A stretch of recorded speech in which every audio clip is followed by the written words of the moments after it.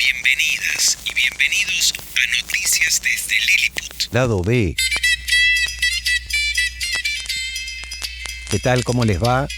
Llegamos a este lado B de las noticias desde Lilliput, cuarto episodio lado B, y es el momento de compartir con ustedes el capítulo cuarto de Los viajes de Gulliver. Los viajes de Gulliver a varias remotas naciones del mundo. Un libro de Jonathan Swift. La parte primera, Viaje a Lilliput, capítulo cuarto. Descripción de Mildendo, metrópoli de Lilliput, junto con el palacio del emperador. Conversación entre el autor y un secretario principal sobre los asuntos de ese imperio. Ofrecimiento del autor a servir al emperador en sus guerras. La primera petición que hice al obtener mi libertad fue que se me diera licencia para poder visitar Mildendo, la metrópoli, cosa que el emperador me concedió de grado, pero con la especial recomendación de no causar daño a los habitantes ni a sus casas. La gente se enteró de mi propósito de visitar la ciudad por un bando. La muralla que la rodeaba tiene una altura de 2,5 pies y lo menos 11 pulgadas de manera que un coche con caballos puede dar la vuelta por ella sin peligro, y está flanqueada de torreones a trechos de 10 pies. Pasé por encima de la gran puerta de poniente y fui muy despacio y de lado por las dos calles principales, solo con el chaleco, por temor a estropear los tejados y aleros de los edificios con los faldones de la casaca. Caminaba con la mayor cautela para no pisar a ningún rezagado que pudiera quedar todavía en las calles, aunque había órdenes estrictas de que todo el mundo se encerrase en sus casas bajo su responsabilidad. Las buhardillas y azoteas estaban tan atestadas de espectadores que pensé que en ningún viaje había visto un lugar más poblado. La ciudad es un cuadrado exacto, y cada lado de la muralla tiene 500 pies de largo. Las dos calles principales, que se cruzan y la dividen en 4 cuartos, tienen 5 pies de ancho. Los callejones y pasajes por los que no podía entrar, sino solo verlos al pasar, tienen de 12 a 18 pulgadas.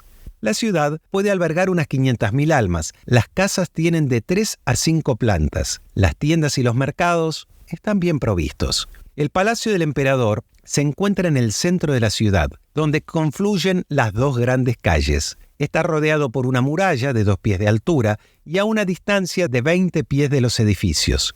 Tenía permiso de su majestad para pasar por encima de esta muralla y como había bastante espacio entre ella y el palacio, tuve posibilidad de contemplarlo desde todos los lados. El patio exterior es un cuadrado de 40 pies e incluye otros 2 patios. En el más interior se encuentran los aposentos reales, que yo estaba muy deseoso de ver, pero lo encontré extremadamente difícil, porque las grandes puertas de una plaza a la otra tenían 18 pulgadas de alto y 7 de ancho. Ahora bien, los edificios del patio exterior tenían una altura de lo menos de 5 pies, y me era imposible pasar por encima sin causar gran daño en la albañilería, aunque los muros estaban sólidamente hechos con piedra labrada y tenían 4 pulgadas de grosor. A la vez, el emperador tenía mucho interés en que admirase la magnificencia de su palacio, pero no pude hacerlo hasta 3 días más tarde, tiempo que me pasé cortando con el cuchillo algunos de los árboles más grandes del Parque Real, como a 1 centenar de yardas de la ciudad. Con estos árboles hice 2 banquetas de unos 3 pies de altura cada una,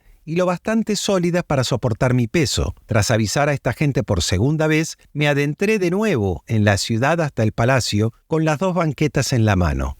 Al llegar junto al patio exterior me subí a una, cogí la otra, la pasé por encima del tejado y la coloqué con cuidado en el espacio entre la primera y la segunda ala, que tenía una anchura de 8 pies. A continuación, pasé con toda comodidad por encima del edificio, de una banqueta a la otra, y retiré después la primera con un palo curvado.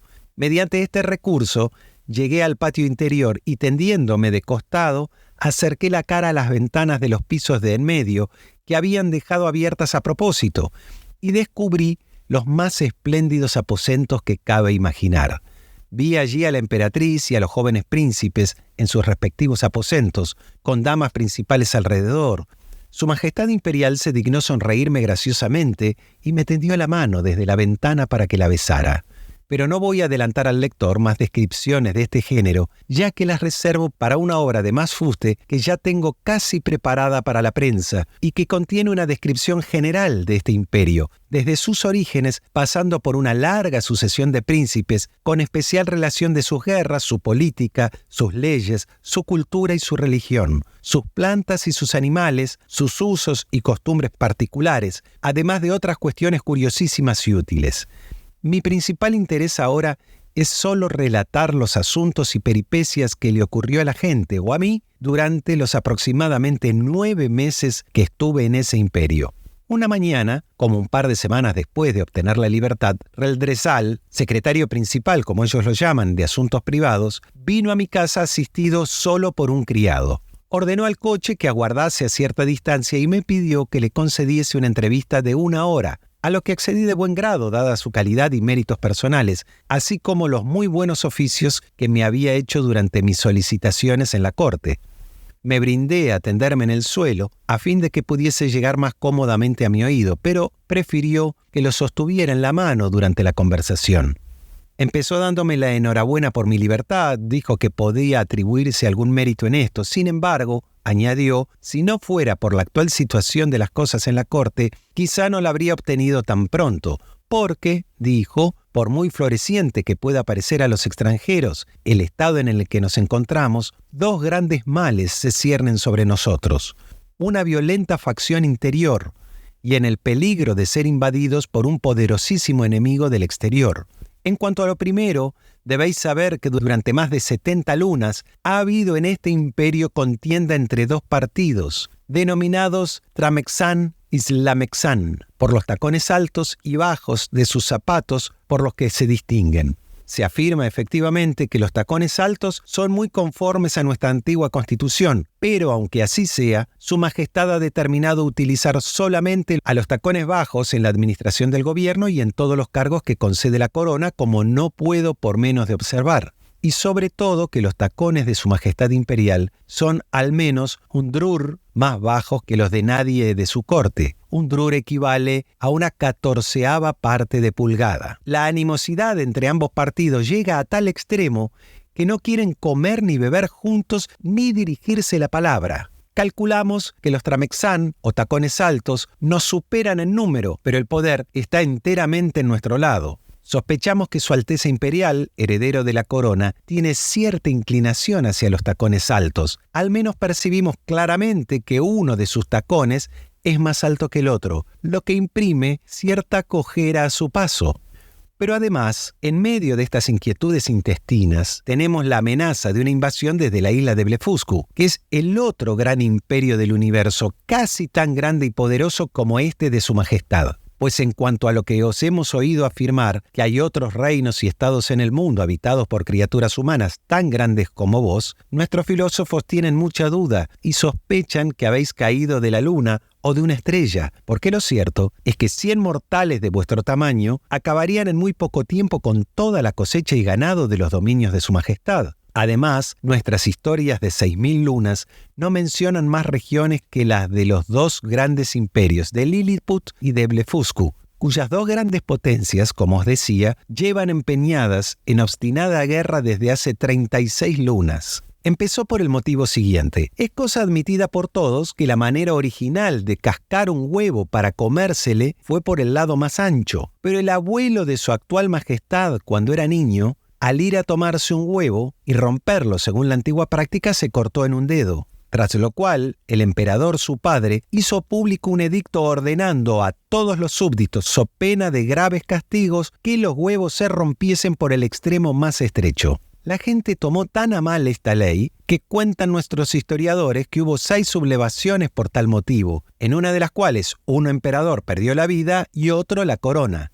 Estas agitaciones civiles fueron fomentadas de manera continuada por los monarcas de Blefuscu, y cuando eran reprimidas, los que se exiliaban iban a buscar refugio en ese imperio. Se calcula que 11.000 personas han preferido la muerte en diversos momentos antes que someterse a romper un huevo por el extremo estrecho. Se han publicado cientos de tratados sobre esta controversia, pero los libros de los extremo-anchistas hace tiempo que están prohibidos, y el partido ha sido inhabilitado por ley para ocupar ningún puesto.